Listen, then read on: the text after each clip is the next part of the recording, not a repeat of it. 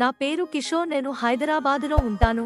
నేను దసరా పండగకి మా ఊరు వెళ్ళాలి అని అనుకున్న. మా ఊరు ఒక పల్లెటూరు. అక్కడ చాలా మంది బంధువులు ఉన్నారు. చాలా పెద్ద కుటుంబం మాది. బస్సులో వెళ్ళడానికి చాలా ఇబ్బంది పడ్డాను. దసరా పండుగకు అందరూ వాళ్ళ ఊరికి వెళ్ళడానికి వచ్చారు. అందువలన బస్సులో చాలా రద్దీగా ఉంది. ఎలానో అలా ఇబ్బంది పడుతూనే బస్సు ఎక్కి మా ఊరు చేరుకున్నాను. ఊరికి వెళ్ళగానే అందరితో మాట్లాడుతూ కలిసిపోయాను. అలా ఒక రోజు ఉదయం నిద్రలేస్తూ ఉండగా నా గదిలో నుంచి ఎవరో వెళ్తున్నట్టు అనిపించింది. అది ఒక సుందరమైన అమ్మాయి అని తెలిసింది, కానీ ఎవరో అనేది తెలియలేదు. ఇంట్లో ఉండే వాళ్ళని అడిగేసరికి ఆమె ఒక పని అమ్మాయి అని చెప్పారు. ఇంకోసారి ఎదురుపడింది. మంచి ఒంపు సొంపులతో, కళ్ళు చెదిరే అందాలతో అద్భుతంగా ఉంది. పేరు నీరజ అని తెలిసింది. ఆమెకు పెళ్లి అయ్యింది అని కూడా తెలిసింది. అయితే ఆమె భర్త ఒక తాగుబోతు. ఆమెను సరిగ్గా చూసుకోవడం లేదు. అందుకే ఇల్లు కడవడం కోసం మా ఇంట్లో పనిమనిషిగా చేస్తుంది అని తెలుసుకున్నా. ఆమెను ఎలా అయినా సరే ఒప్పించి నా ఆకలిని తీర్చుకోవాలి అని అనుకున్నాను. అయితే ఎలానో అది నాకు అర్థం కావడం లేదు. అలానే ఆలోచిస్తూ నిద్రపోయాను. మరుసటి రోజు ఆమె ఇంటికి వెళ్ళాను. ఆమె అక్కడ ఏదో పని చేసుకుంటూ ఉంది. చూడగానే ఏంటి బాబుగారు ఇక్కడికి వచ్చారు అని అడిగింది. ఊరు చూద్దామని అలా వచ్చాను అని చెప్పాను. నన్ను మంచిగానే మాట్లాడిస్తూ ఉంది. ఎలా అడుగుదాం అని అనుకుంటున్నాను.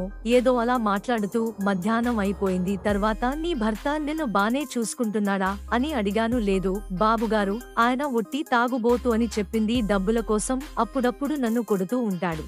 అప్పుడు నాకు ఒక విషయం అర్థమైంది. ఆమెతో నా ఆకలిని తీర్చుకునే ఒక అద్భుతమైన అవకాశం దొరికింది అని అనుకున్నాను. కానీ ఎలా మొదలు పెట్టాలో అర్థం కావట్లేదు. నీకు ఎన్ని డబ్బులు కావాలి అని అడిగి డబ్బులు ఇచ్చేశాను. ఇంకా కావాలన్నా ఇస్తాను అని చెప్పాను. తర్వాత రోజు ఇంట్లో పనిమనిషిని చూసి తట్టుకోలేకపోయాను. వెంటనే వెళ్లి నీరజకు ముద్దు పెట్టాను. ఏంటిది బాబుగారు ఇలా చేశారు, ఎవరైనా చూస్తే బాగోదు అని చెప్పింది. సరే మీ ఇంటికి వెళ్ళు, నేను వస్తాను అని చెప్పి పంపించాను. అదే రోజు పనిమనిషి ఇంటికి వెళ్ళాను. లోపలికి వెళ్లి తన అందాలతో ఆకలి తీర్చుకున్నాను. ఏంటిది బాబుగారు, నాకు పగలు పూటే చుక్కలు చూపిస్తున్నారు అని అంటుంటే నేను ఇంకా రెచ్చిపోయాను. ఆమె అవసరాలకు ఇంకొన్ని డబ్బులు ఇచ్చి సరే నేను వెళ్తానని చెప్పి వచ్చేశాను. అలా ఒక వారం పాటు మంచిగా ఎంజాయ్ చేశాను. కానీ అనుకోకుండా ఒక రోజు మా ఇంట్లో అందరూ టౌన్ కి వెళ్లారు బట్టలు తీసుకురావడానికి. అప్పుడు నేను నా గదిలో పడుకొని ఉన్నాను. లేచి బయటికి వచ్చి చూస్తే పనిమనిషి ఏదో పని చేసుకుంటూ ఒక్కటే ఉంది. ఆ రోజైతే ఇంట్లోనే తన అందాలతో మత్తెక్కిపోయాను. ఇలాంటి రోజు వస్తుందని నేను ఎప్పుడూ అనుకోలేదు. బాబుగారు, నేను మీ దెబ్బకు తట్టుకోలేకపోతున్నాను అని పనిమనిషి నాతో చెప్పింది. ఆమె మత్తెక్కించే స్వరం వింటే నేను ఇంకా రెచ్చిపోయేలా ఉంటుంది. ఆమె స్వరం ఇంకేం మాట్లాడద్దు, ఇంకా మాట్లాడితే నేను ఇంకా రెచ్చిపోవాల్సి వస్తుంది అని చెప్పాను. ఆమె నా గదిలో నుంచి వెళ్తుంటే వెనక నుంచి చూస్తే కళ్ళు చెదిరే అందం తనది. ఇలాంటి అందం ఎప్పుడు చూడలేదు. ఆమె వెళ్లి ఒక 4-5 గంటలు తర్వాత ఇంట్లో అందరూ వచ్చేశారు.